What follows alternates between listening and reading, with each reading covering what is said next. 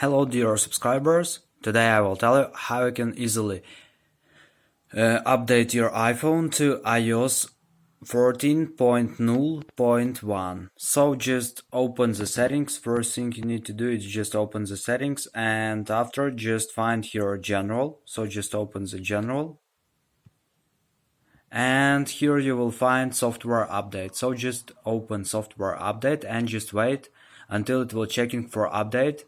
Here you can see that iOS 14.0.1, your software is up to date. So just choose automatic updates, and here you can see iPhone will automatically install updates.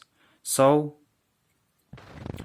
here you can see automatically install software updates overnight after they have been downloaded. You will receive a notification before updates are installed. Your iPhone must be charging and connected to Wi-Fi to complete the update. So just connect your iPhone, charge your iPhone, and just connect to Wi-Fi, and in the night it will successfully download and install this latest software on your iPhone.